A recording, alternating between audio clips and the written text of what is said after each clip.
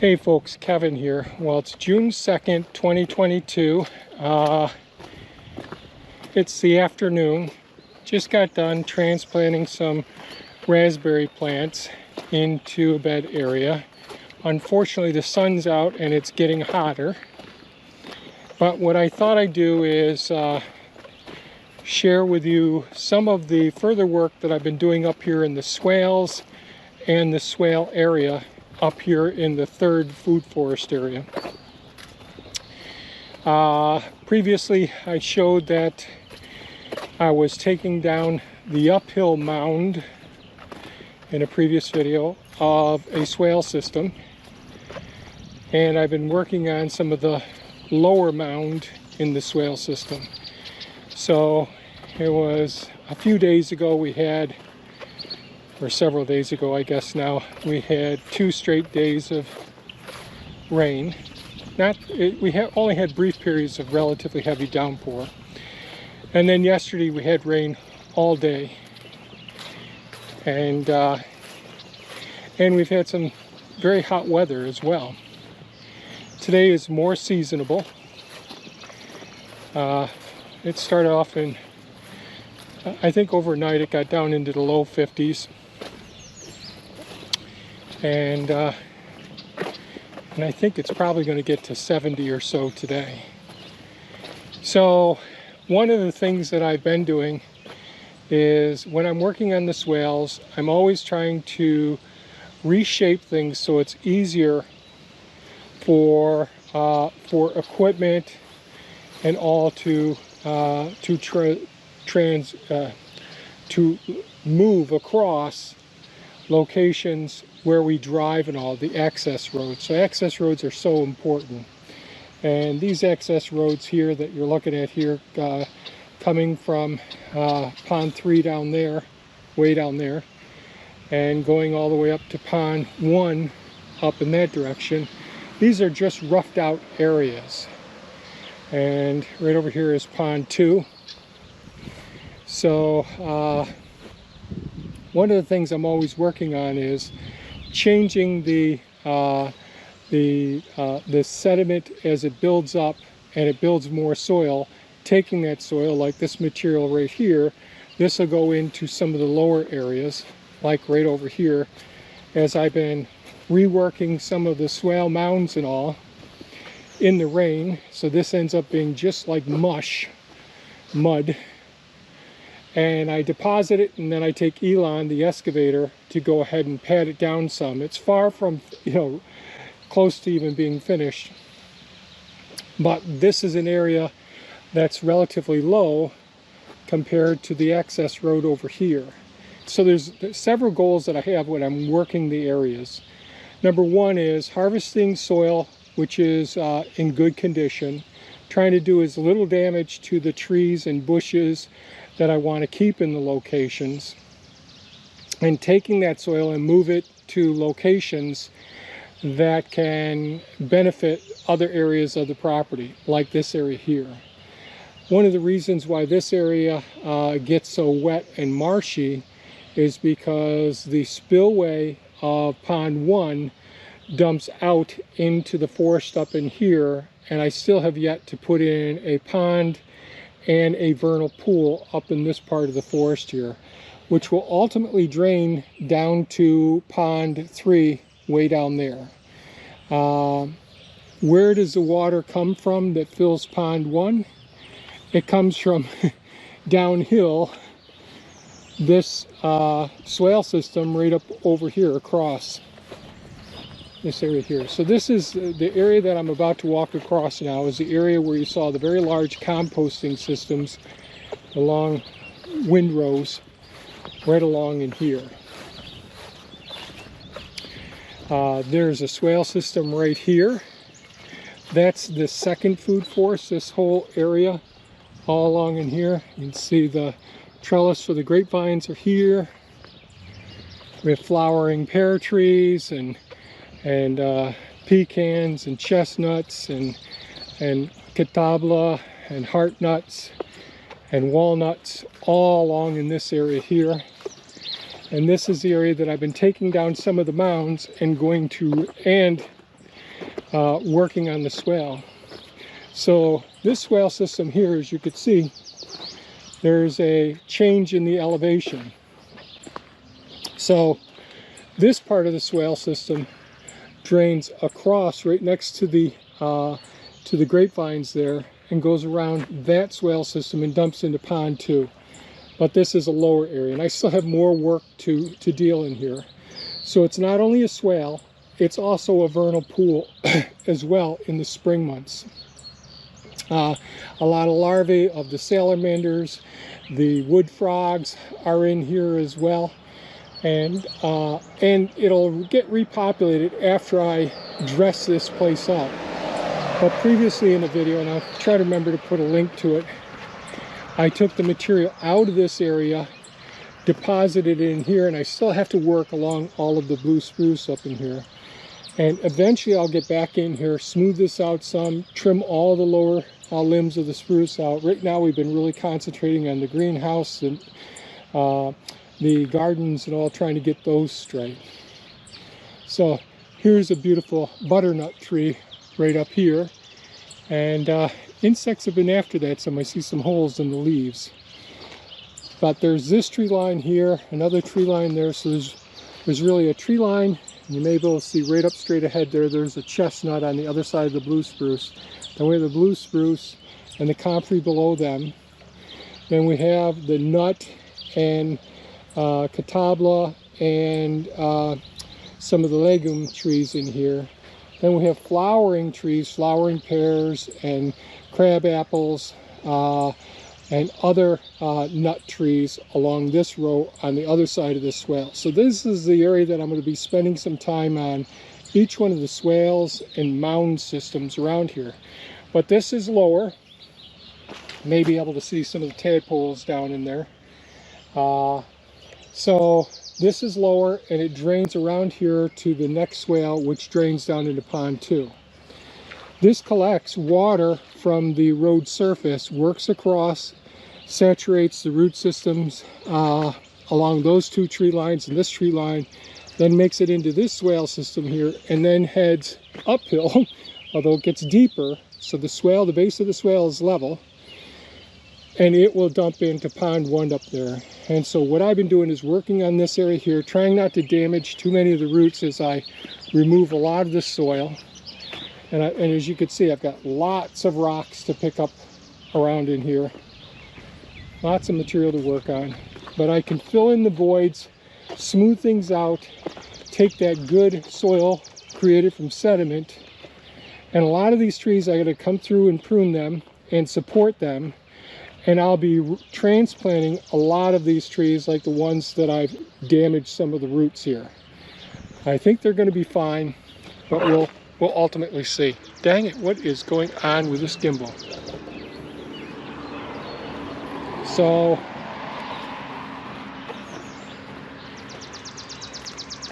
So nut tree, crabapple. Oh, come on. I'm having so much trouble with this gimbal.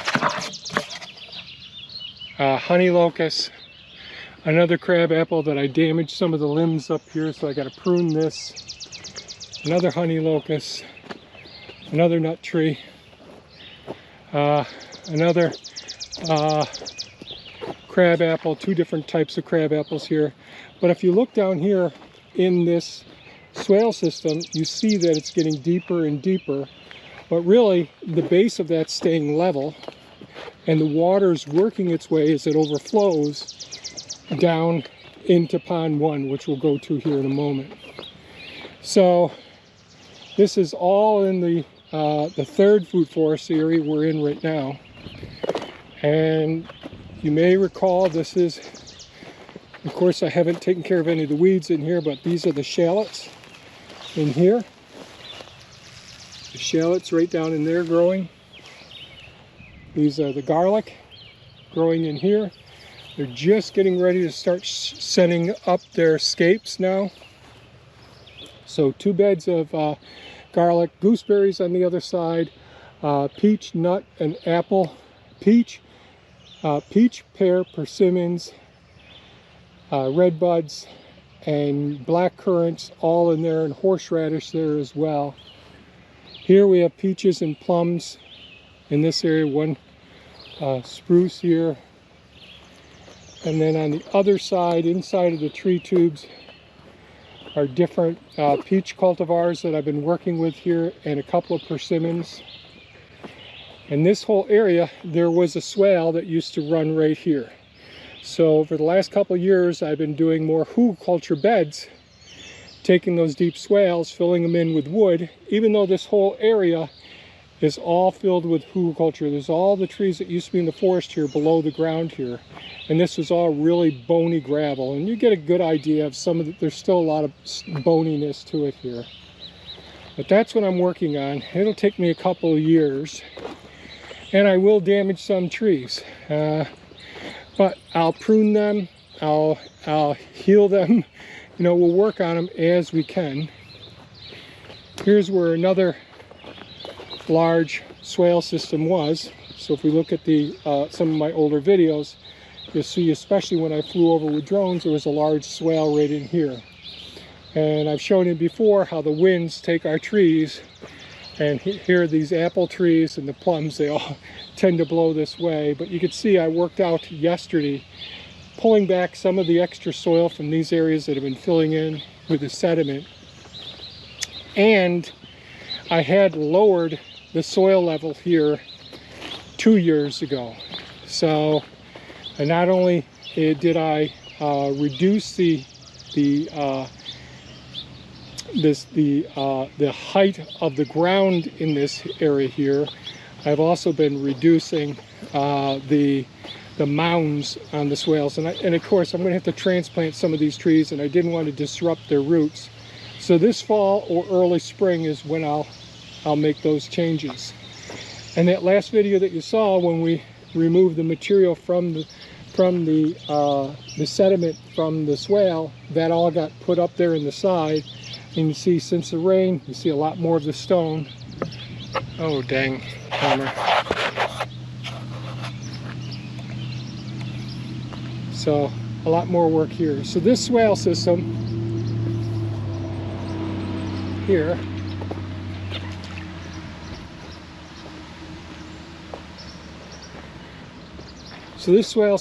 you can see all the mud and debris that I've got to come up here with the Hulk, the track loader, and smooth out.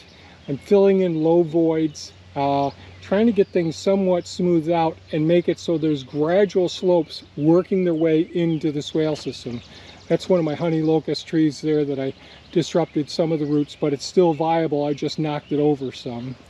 So you could see, since I've disturbed all that soil, there's a lot of sediment in the swale water here, and then it goes across an access path for the driveway here. And although this water was crystal clear the other day, since there's so much sediment in the water of these areas from me working, it's been flowing into Pond 1. Now Pond 1, this happens to be the highest part of our property. You can see I took some of the soil and I've been filling in one more swale system right in here. And I have to make little drainage paths. So this is firming up a little bit, even though I just did this yesterday. See water pooling around this crabapple tree. I'll have to gradually taper the drive. This is part of the access road here. Taper that a little bit right there so that the water doesn't pool around the roots of that tree. And we're about 450 feet in elevation right here.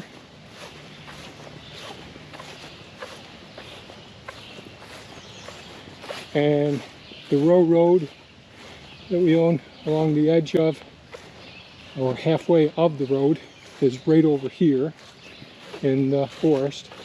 And this is the spillway right here for Pond 1. So even though downhill in that direction is a lower area, we drain the water off the road, it catches into the swale gets deeper and deeper, dumps up here into Pond 1, and the goal is to make this a wide spillway here. And in the forest here, I'm going to be putting in a swale system around to go to a pond over in the forest here, and then to a vernal pool, and then to another pond, and that will drain into pond 3.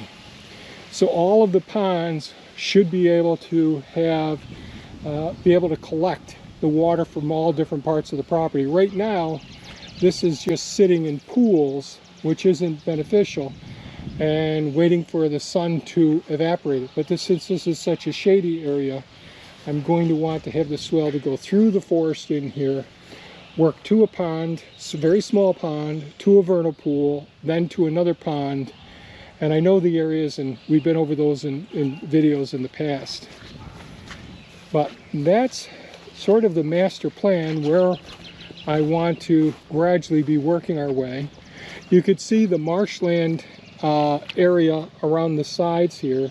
So there's about 6 to 8 feet of higher level pond system. So there's only a couple feet of 18 inches to 30 inches of depth in these areas where you see the cattails around here. And you see the bullfrogs over there. And then in the center is where it gets much deeper, in the more central location of the pond. So always looking at what we've created in the past and trying to decide what's the best way of managing the resources that are on our property and that come onto our property. So every time I do this, there's more work, and before things get better in any big project, things get worse. So they really get pretty messy, pretty dirty.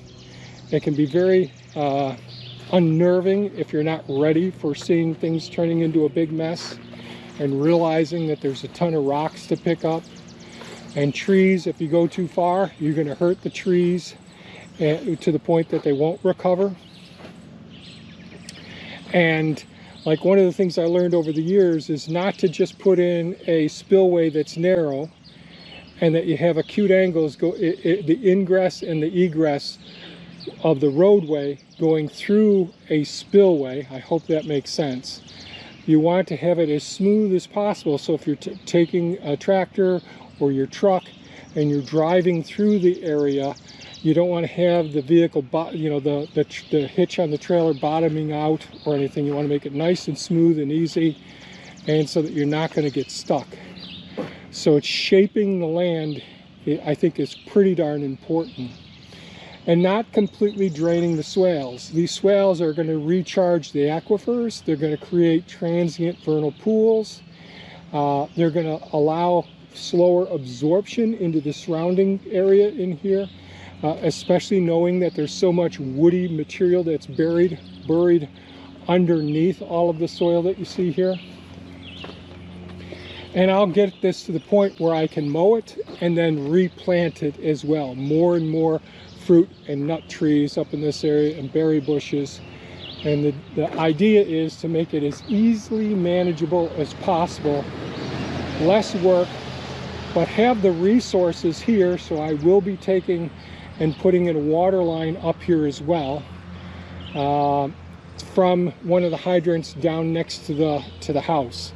So I'll be going down there, excavating out a trench coming up to here with water line so that I can irrigate during times of drought, take care of the trees that are here and all, because we've had those droughts and I've lost trees or I've lost berry bushes, and that is very disheartening, especially when you spent the money on them and spent the time creating the soil, building the soil, shaping the land and all. So yes, things look very messy, but as my friend Luke used to say, sometimes you gotta make it dirty, make it messy before you make it beautiful. He's someone who owns an excavation company, a family-run excavation company, and he used to say that. It used to make a lot of sense, because people would envision their pool going in their backyard or whatever, but they couldn't envision the big excavation pit, the big piles of dirt, where the dirt would go, all of the challenges and the unsightliness of what was about to unravel. So it's disheartening when you see these transition phases. This area here I've worked on a couple of times, so it looks a little bit better. So after I worked on this one during the first 2 days of rain, and I worked on it a little bit after the 2 days of rain. This one I only worked on this most recent rain. So it's still trying to figure out how much soil I need here, how much soil I need to move out to another location, those sorts of things. And put on hold trying to transplant these trees because we'll really stress them out. Only if I absolutely have to do I want to transplant the trees. And I'll talk about in videos in the future what I think is appropriate tree spacing, depending on what equipment you're using, your mowers, that sort of thing and all. And how to deal with some of the challenges with suckers coming up, and how to make it easier so that you don't get behind on it, because I'm behind on this stuff right now. So that's just a walk to see some of the things, the mess that I'm making, and hopefully I like you to see it when it is a mess, because it gives you a better frame of reference for the transition phases that you go through before it ends up being beautiful and it looks like it was a piece of cake setting up the landscape the way that you want it and all. So it's going to take me a little bit of time, but this will eventually turn out pretty decent. Just going to take a little while. So if you have any comments or questions, please leave them below. I always look forward to hearing the things that you have to say and suggestions you have. And I hope you folks stay safe, take good care of yourselves, pay attention to your gardening, think about next year, even though you're in this year, what your plans are for growing more of your own food. I'm a big proponent of perennial growing systems. Less maintenance after you get it first established, but it keeps giving year after year after year. Thanks so much for watching, folks, and have a super fantastic day. Bye-bye now.